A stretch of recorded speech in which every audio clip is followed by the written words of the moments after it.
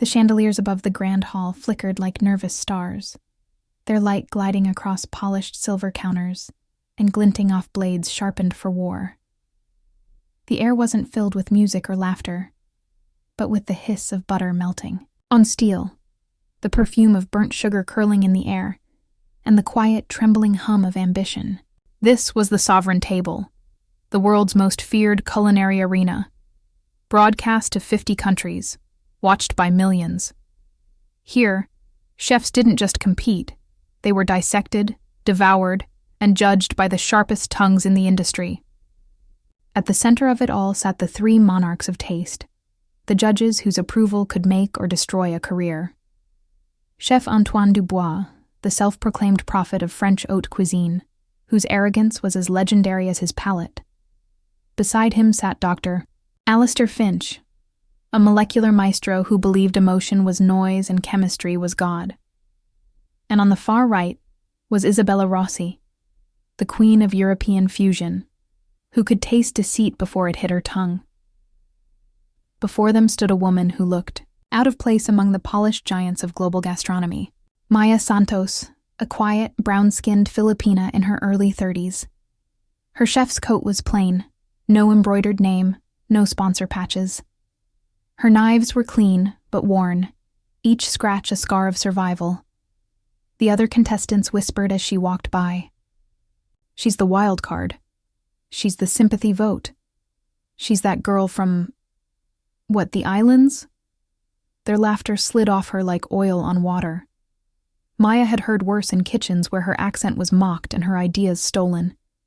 She stood now under blinding lights, surrounded by chefs who plated their dreams with tweezers. When the timer began, chaos erupted. Knives clanged, ovens roared, the air vibrated with panic. But Maya moved differently. Calm, rhythmic, grounded. Her ingredients were humble. Fresh tanig, coconut vinegar, ginger, chili, onions, and coconut cream. While others reached for truffles and caviar, she sliced the fish with grace, her movements flowing like the tides of her childhood shore. Chef Dubois noticed her stillness and sneered. "What is she doing? Making salad?" Dr. Finch smirked. Fascinating. An apparent disregard for fire. Rossi said nothing, but her eyes lingered, curious. When the first round ended, Maya placed her dish in front of them, simple, vibrant, unapologetic. The camera zoomed in. Ruby chilies, green onions, white coconut cream, pink fish marinated in vinegar. It was not art. It was soul. Dubois poked it with his fork. "And what, may I ask, is this?" "Quinoa, chef," Maya replied, her voice steady. "Fresh tanig cured in coconut vinegar, with ginger, onions, and coconut cream. It looks raw." "It is, chef. The acid cooks it." "So, uncooked and acidic. How rustic." Finch leaned back. "Isn't this what fishermen make on boats?" "Yes, chef," Maya said softly. "And fishermen taught the world balance long before we had laboratories," the audience murmured. Rossi's eyes softened. Dubois said nothing more. He stabbed a thin slice of fish, lifted it to his mouth, and froze. The tang hit first, sharp, and alive, but before it could sting, the coconut cream soothed it. Ginger kicked next, chasing memory through the palate. Heat lingered like a whisper of the tropics. For a moment, Dubois forgot where he was. Then he caught himself, hiding the tremor in his hand. Finch cleared his throat. "Scientifically speaking, this balance is improbable." Rossi closed her eyes. "It's not cuisine, it's poetry." The audience applauded. Cameras closed in on Maya's calm face, but inside, her heart thundered.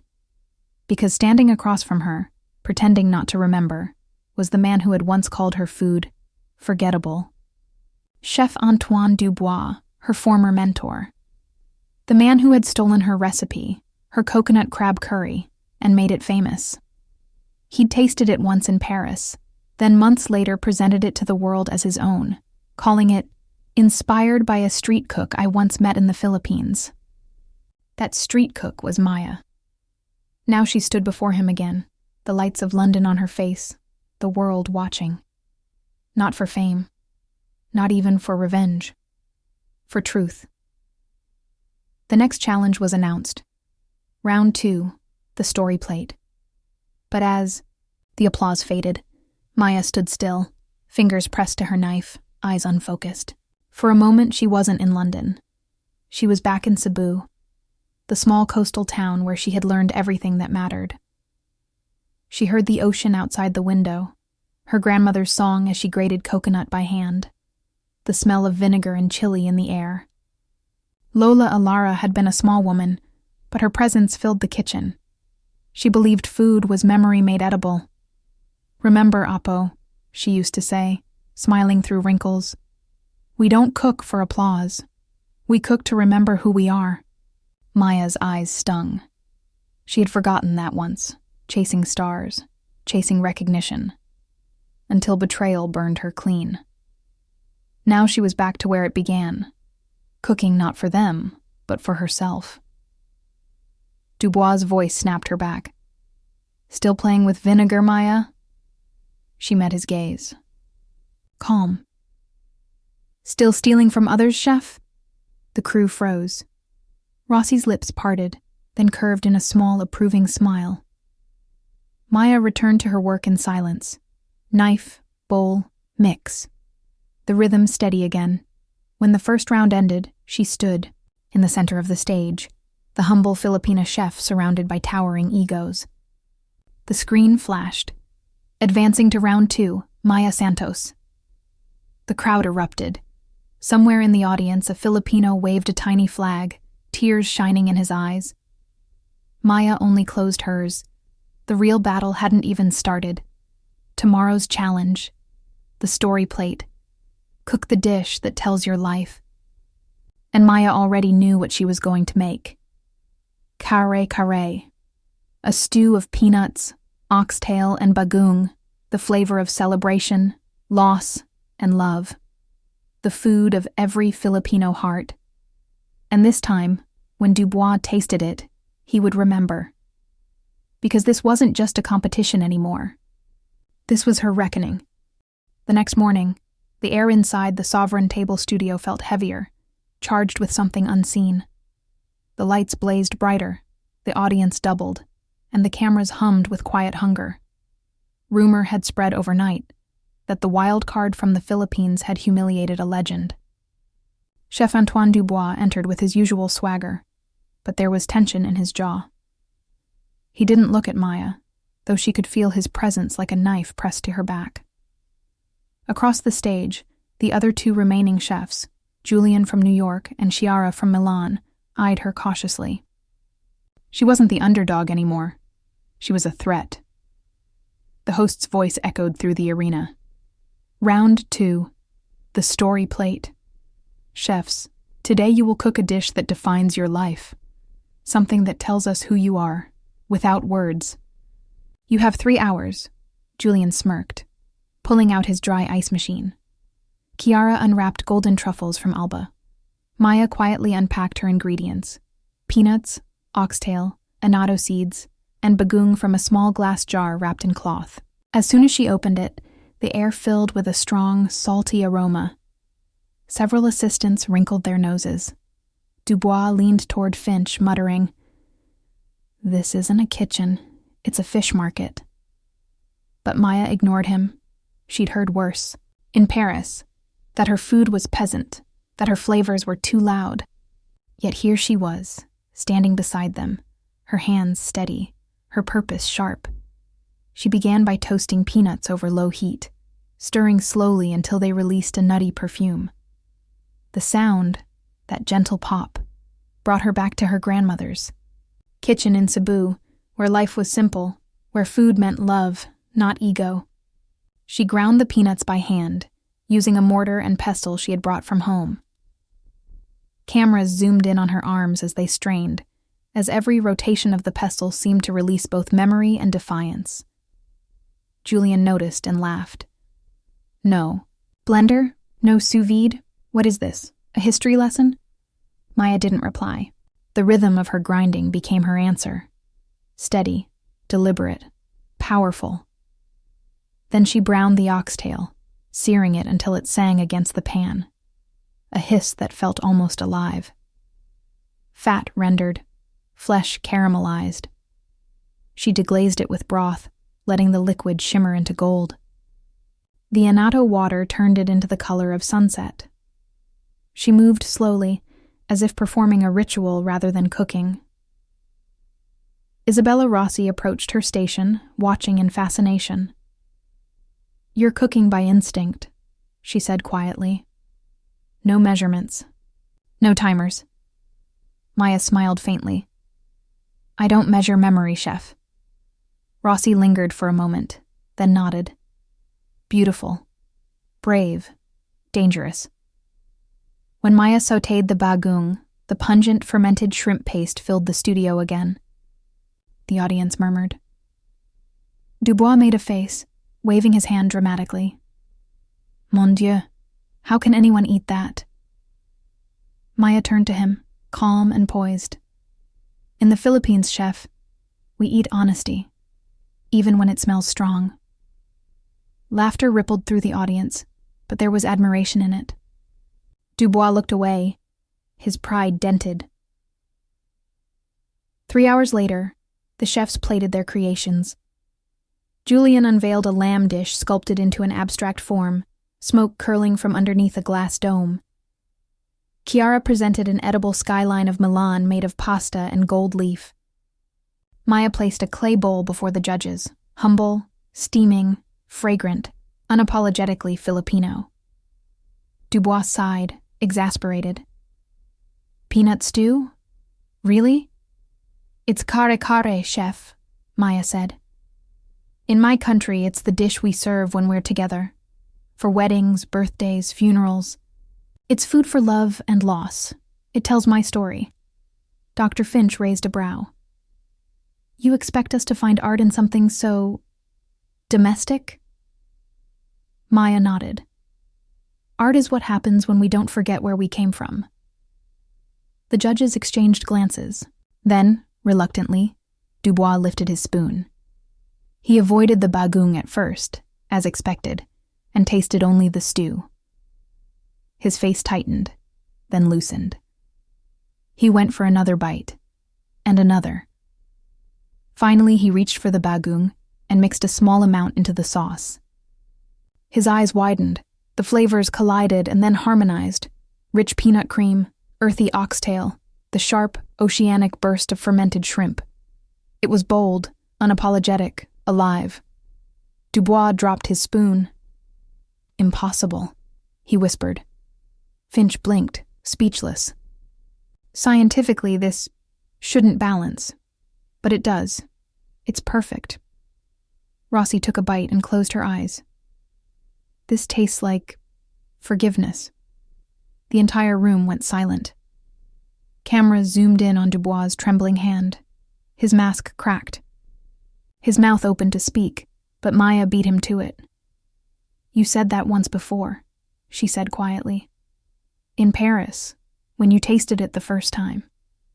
Every head turned. Dubois froze. I don't know what you mean." "Oh, you do," Maya said. "You took my dish, my story, my soul, and you called it your own." The audience gasped.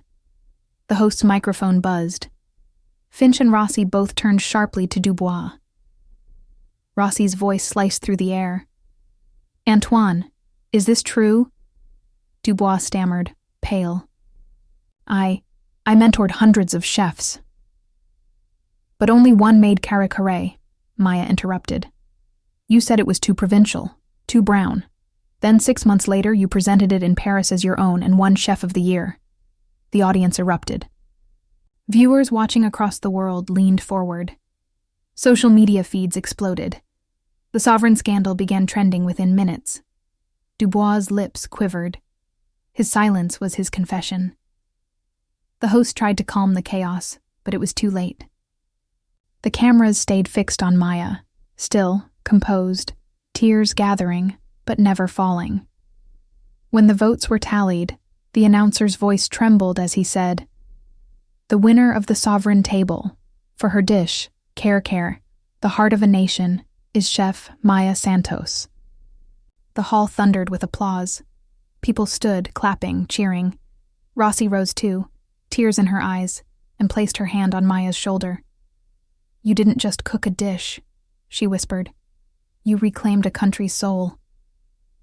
Maya bowed deeply, not to the judges, not to the cameras, but to the invisible figure of her grandmother, who seemed to stand just beyond the light, smiling through the fog of memory. "For every Filipino chef," Maya said into the microphone, her voice breaking, "who was told their food was too strange, too smelly, too brown, this is for you. Let them taste who we are."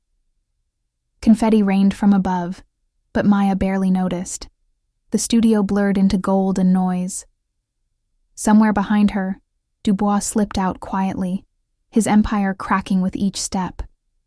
And yet, as Maya held her trophy, she didn't smile in triumph. She only whispered to herself, "Lola, I did it. I brought our food home." But in the shadows beyond the stage, Dubois' eyes gleamed, not with defeat, but with something darker. Because this wasn't the end. Not yet. The night after the confetti had fallen, London was strangely quiet. I walked alone through the cobblestone streets, still wearing my stained chef's coat. My name was suddenly everywhere. On TV, on social media, whispered in Michelin-starred kitchens I had once only dreamed of entering. But fame, I realized, felt colder than I imagined. When I returned to my rented flat near Camden, I placed the trophy on the counter beside my knives. For a long moment, I simply stared at it. The metal gleamed under the kitchen light, but it felt hollow. The victory wasn't about glory. It was about truth. The next morning, my phone buzzed nonstop. Journalists wanted interviews, sponsors offered contracts, culinary schools begged me to endorse their programs. But one message caught my eye, from an unknown number. "You may have won, Maya, but this isn't over. A.D. Chef Antoine Dubois." For a moment I laughed, a soft bitter sound. Even after being exposed before millions, he still clung to his pride. But underneath the laugh, I felt something darker, a whisper of fear. Men like him didn't vanish quietly. A few days later, I flew home to the Philippines. As the plane descended over Cebu, I pressed my forehead to the window. The coastline shimmered like a blade of sunlight. Coconut trees swayed in the distance. I hadn't been home in years, and yet it felt as though the island had been waiting for me. When I stepped outside the airport, the humid air wrapped around me like an embrace. I saw children selling pastillas near the exit, drivers shouting, "Taxi po!" and somewhere in the chaos, the smell of street food. The smell of home. I returned to my grandmother's old house by the sea. The paint was peeling, the roof rusted, but her kitchen still stood strong, clay jars lined up like loyal soldiers, and her old wooden ladle hanging by the window. I opened the drawers, touched the worn mortar and pestle, the chipped ceramic bowls. My heart ached. "Lola," I whispered, "I did it. They finally tasted who we are." I began cooking, not for competition this time, but for remembrance. I made Kare-Kare again, thick, nutty, golden, the scent of bagoong filling the room. And as the stew simmered, I cried quietly, realizing that for years I had been chasing the world's approval when all I ever needed was her blessing. But peace never stays long for people like me. 3 weeks later, an international culinary magazine published an article titled, "Dubois Speaks Out, the True Creator Behind the Kare-Kare Sensation." He accused me of stealing his reinterpretation and painted himself as a victim of manipulation. The internet erupted. Some defended me, others doubted. Fame had given me a voice, but also a target. Then the letters started coming. First from fans, then from investors, and finally from someone unexpected, Isabella Rossi, one of the judges. "Maya, I'm opening a global culinary institute. I want you to lead the Asia program, to teach authenticity as artistry." Think about it. At first I hesitated. I wasn't a teacher. I was a survivor, but maybe that was the point. Before leaving Cebu again, I visited the old fish market. Vendors still remembered my grandmother. One of them, an old man with cloudy eyes, called out to me. "Anak," your Lola used to say. "Flavors tell the truth when people can't. Don't forget that." I smiled through tears. "I won't, Lolo." When I arrived in Paris, ironic, the very city where my pain began, I met Isabella in a minimalist studio filled with copper pots and white marble. She hugged me warmly. "You've become a symbol, Maya," she said. "Filipino food is finally being talked about here. Kare-Kare, adobo, sinigang. You opened a door no one dared to knock on." But not everyone celebrated. I soon discovered that Dubois was also in Paris, planning his comeback restaurant, funded by a billionaire who didn't care about scandal as long as it made money. His restaurant's name? L'Âme Volée, the stolen soul. The irony burned. Still, I tried to ignore him. I focused on teaching, guiding young chefs from different countries. Thai, Indian, Filipino, Moroccan, all carrying the same story of being told their food was too rustic or too emotional. I told them, emotion is the only ingredient they can't steal. Then one night, after class, I received another message. "You think you've won? Come dine with me tomorrow at L'Âme Volée. Let's see who truly owns the soul of Kare-Kare." I didn't want to go, but part of me knew this was unfinished business. The next evening, I entered his restaurant. The walls gleamed gold. Every table was lined with celebrities and critics. When Dubois appeared dressed in white, he looked older, thinner, angrier. "Maya," he greeted with forced charm. "Welcome to my new empire. I saved you a seat. Front row," he gestured, to the open kitchen where his team prepared a dish that smelled eerily familiar. Peanuts, annatto, shrimp, paste. He was doing it again. When the plate arrived before me, it was labeled Kare-Kare Nouveau, a French ode. He lifted his chin. "Taste it. You'll see how refinement transforms peasantry." I looked at him, then at the plate. It was beautiful, almost too beautiful. The sauce was reduced to a smear, the oxtail replaced with veal medallions, the bagoong turned into fermented sea essence. I took a bite. It was perfect, technically, balanced, clean, but lifeless. "This isn't Kare-Kare," I said softly. "This is a corpse wearing gold." The room went silent. Dubois smirked. "And what makes your version so superior? Sentiment, poverty, nostalgia?" I stood. "No, chef, it's honesty. Yours is made for cameras. Mine is made for people." I walked out, leaving the plate untouched. That night, I cooked again, in my small apartment, with real bagoong that my cousin had sent from Cebu. The smell filled the hallway, and my French neighbors complained. But I didn't care. A week later, a scandal broke. A whistleblower revealed that Dubois had bribed food critics to promote his comeback. His empire crumbled overnight. I didn't celebrate. I just sat by my window, eating Kare-Kare from a clay bowl, watching the rain fall over Paris. A knock came at my door. It was Isabella, holding a newspaper. "They're calling you the soul of truth." I laughed gently. "I'm just a cook, Isa." "No," she said. "You're a revolution." Months passed. My students graduated. Some opened restaurants in Tokyo, Singapore, Dubai, all proudly serving Filipino-inspired dishes. One day, a young chef from Manila told me, "Chef Maya, your Kare-Kare made me believe my food matters." That was the real victory. Years later, when I finally returned home for good, the sea welcomed me like an old friend. I reopened my grandmother's kitchen, this time as a culinary school for underprivileged youth. The sign outside read, "Cuisine ni Ilara," where truth is served hot. Every morning, I taught them to grind peanuts, toast rice, stir slowly, breathe with the rhythm of memory. One day, a foreign couple came to visit, food journalists from London. They wanted to film a documentary about Filipino cuisine. I welcomed them, smiling, and served them Kare-Kare in clay bowls. They tasted, and their eyes softened. This is unlike anything we've ever had," I smiled. "It's not about perfection. It's about remembering who you are." As they filmed, I looked out toward the sea. The wind carried the scent of bagoong and the sound of children laughing. Somewhere in the horizon, the sun broke through the clouds, painting everything in gold. I closed my eyes, whispering to the wind. Lola.